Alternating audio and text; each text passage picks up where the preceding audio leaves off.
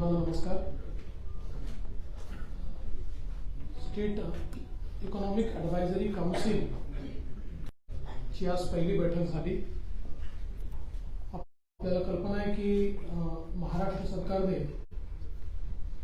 N Chandrasekaran यांच्या जे टाटा ग्रुपचे चेअरमन आहेत त्यांच्या अध्यक्षतेखाली एक इकॉनॉमिक ॲडवायझरी काउन्सिल सुरू केली आहे. या काउन्सिलमध्ये वेगवेगळ्या सेक्टरचे लोक आहेत, डायव्हर्स बॅकग्राऊंडचे लोक आहेत. बिझनेस फोकस हा महाराष्ट्राला $1 ट्रिलियन इकॉनॉमीकडे वेगानं कसं नेता येईल, महाराष्ट्रात जॉब्स कसे क्रिएट करता येतील आणि महाराष्ट्रातली ग्रोथ जी आहे ती अधिक इन्क्लुझिव्ह कशी करता येईल, जेणेकरून जी काही एक विभागीय असमतोल, एक रिजनल डिस्पॅरिटी आहे ती आपल्याला कशी दूर करता येईल, अशा विविध मुद्द्यांच्या आधारावर ही ग्रोथ अचीव करण्याच्या संदर्भात आजची ही बैठक होती. या बैठकीमध्ये सुरुवातीला एक महाराष्ट्राच्या वतीनं मी प्रेझेंटेशन केलं. त्यानंतर चंद्रा साहेबांनी देखील एक गेल्या काही दिवसांमध्ये त्यांनी जो काही सगळा रिसर्च केला त्या रिसर्चच्या आधारावर एक प्रेझेंटेशन केलं. त्याच्यामध्ये आताची स्थिती काय आहे आणि ती स्थिती आपल्याला ऍक्सिलरेट करायची असेल तर साधारणपणे काय केलं गेलं पाहिजे या बाबतीतल्या सगळ्या गोष्टी सांगितल्या. आणि त्यानंतर एक ओपन फोरम झाला की ज्याच्यामध्ये वेगवेगळ्या लोकांनी आपले सजेशन्स दिले आणि एक फार अग्रेसिव्ह अशा प्रकारची पण चांगली अशी टाइमलाईन देखील या संदर्भातली काउन्सिल चेअरमननी या ठिकाणी ठरवलेली आहे.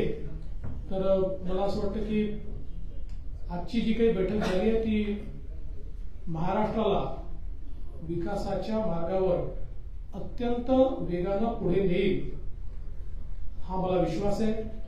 आजची जी बैठक झाली त्या बैठकीचा सगळा समारोप माननीय मुख्यमंत्र्यांनी केला आणि एकूणच पुढे जाण्याची वाटचाल आपली काय आहे या संदर्भात देखील मुख्यमंत्र्यांनी मार्गदर्शन केलं आहे.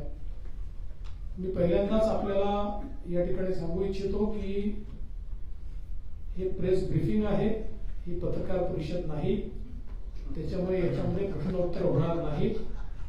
कुठलाही राजकीय प्रश्न या पत्रकार परिषदेत किंवा प्रेस ब्रीफिंग मध्ये घेतला जाणार नाही याची आपण सगळ्यांनी नोंद घ्यावी. आणि मी माननीय चंद्राजींना अशी विनंती करतो की त्यांनी आजच्या डेलिब्रेशनच्या संदर्भात आणि the timeline which you have set त्या संदर्भात देखील आपण सर्वांना ब्रीफ करावं. बाद में करेंगे भैया. Good evening to all of you. First, let me start by complimenting the Honorable Chief Minister and Deputy Chief Minister for setting up this Economic Advisory Council, and it is a great privilege and honor for me to chair this council. And also, I want to thank the CM for constituting a composition of people with diverse background, enormous experience, who can contribute to developing a blueprint and work for the economic growth of the state of Maharashtra. India is already the 5th largest economy and is the fastest growing economy.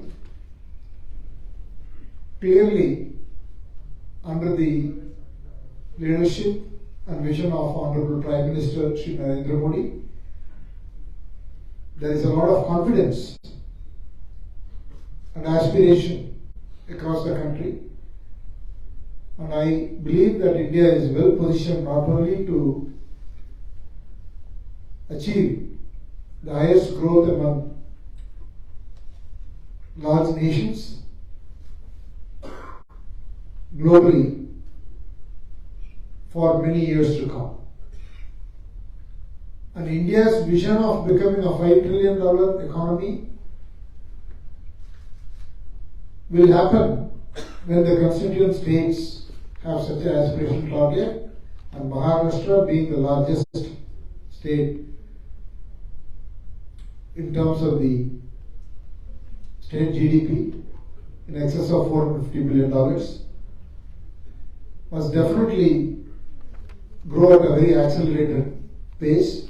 The state has great opportunities and has everything that is needed in order to be able to accelerate the momentum. We had lots of deliberations today, very engaging, and all members are extremely excited and very proud to be part of this council. And it's a great honor for all of us to contribute with ideas, unique opportunities, not only in terms of economic development, but also in terms of a well-rounded 360-degree development, quality of life. How do we improve the per capita income across the state, not only growth in certain segments?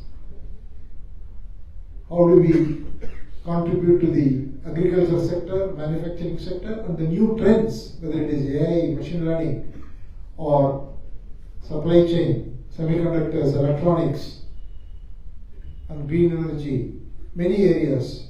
So we look forward to working closely and partnering with the state under the leadership of the Honorable Chief Minister and Deputy Chief Minister.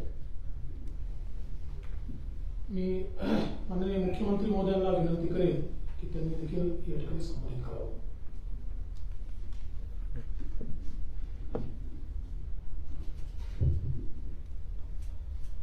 आज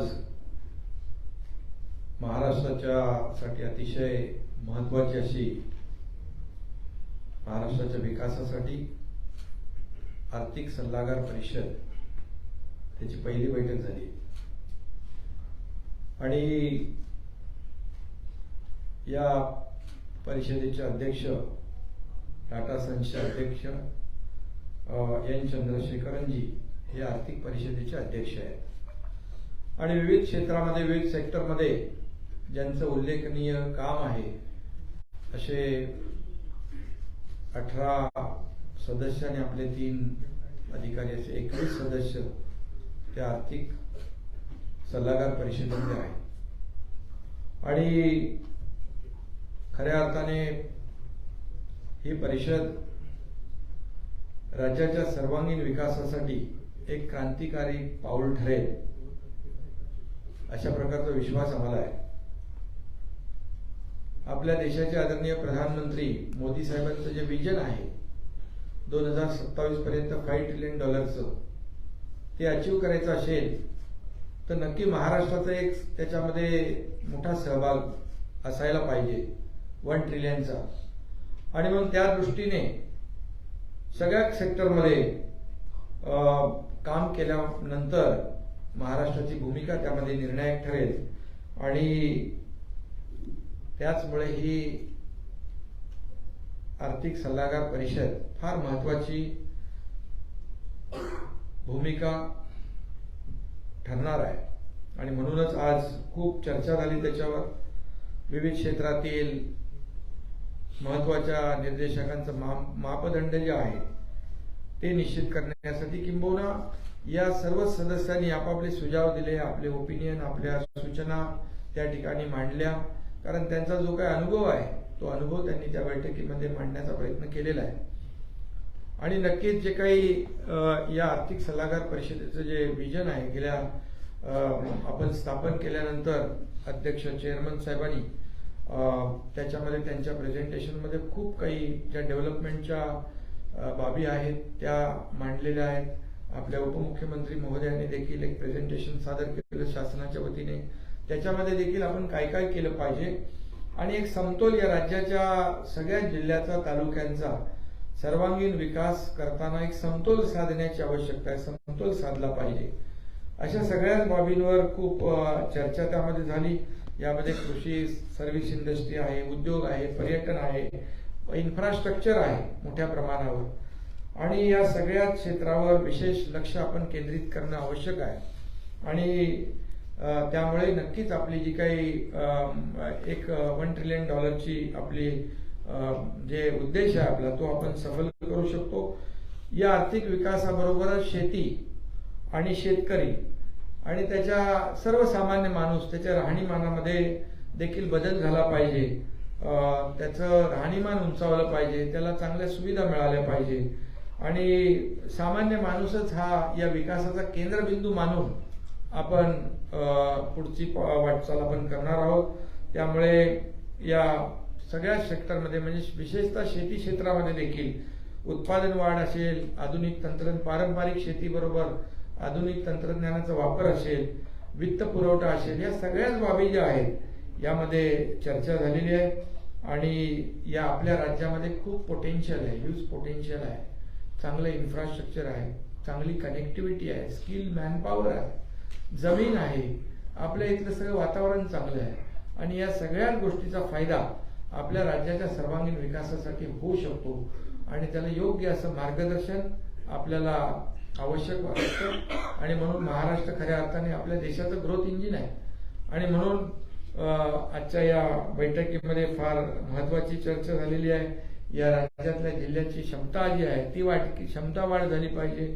त्याचबरोबर रोजगार निर्मिती, दरडोई उत्पन्न वाढवणं, कौशल्य विकास या सगळ्याच बाबींवर चर्चा झाली. त्यामुळे ही बैठक आमची बहुत ही फ्रूटफुल हुई है. सरकार की ओर से आप सभी लोगों ने इस मीटिंग के लिए समय निकाला है और जैसे हमारे आदरणीय प्रधानमंत्री जी ने पिछले 7-8 सालों में जो हमारी देश की अर्थव्यवस्था को इतनी ऊंचाई पर ले रखा है, इसलिए तो याचमुळे आपल्याला G20चं अध्यक्षपद मिळालं आणि म्हणून महाराष्ट्र देखील मागे राहू नये, पुढे चालला पाहिजे.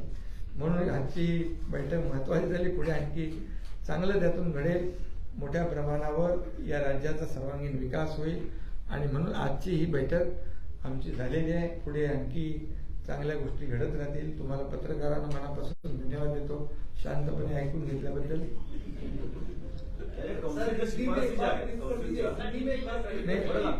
या कौन्सिलर शिफारसी ज्या आहेत त्याचं बजेटमध्ये कितपत आता ते सगळं होईल ना. तुम्हाला आता आम्ही प्रेस नोट काढूनच दिली असतील फक्त.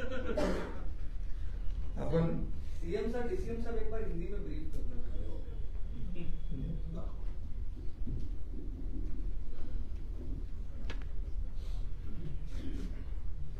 महाराष्ट्र सरकार ने जो state economic advisory council constitute की, आज उसकी पहली बैठक थी. इस काउंसिल के अध्यक्ष के रूप में टाटा सन्स के जो चेयरमैन है एन चंद्रशेखरन जी, इनको नामित किया गया और उनके साथ अलग अलग क्षेत्रों से लोगों को इस काउंसिल पर नामित किया गया और बहुत ही एक सार्थक चर्चा इस काउंसिल की मीटिंग में हुई, जिसमें पहले महाराष्ट्र सरकार की ओर से एक प्रेजेंटेशन मैंने किया.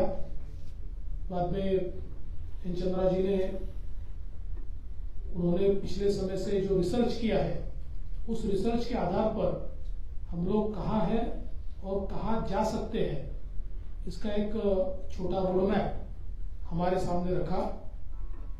उसके ऊपर जो सारे मेंबर्स थे, डेलीगेट्स थे, उनका भी एक राय ली गई. उन्होंने भी अपनी सारी कल्पनाएं वहां पर रखी, कौन से एडवांटेजेस हमको है, हम क्या कर सकते हैं. और अंत में हमारे माननीय मुख्यमंत्री जी ने ये सारी जितनी कल्पनाएं आई थी इन सभी को मद्देनजर रखते हुए इस बैठक का समापन किया.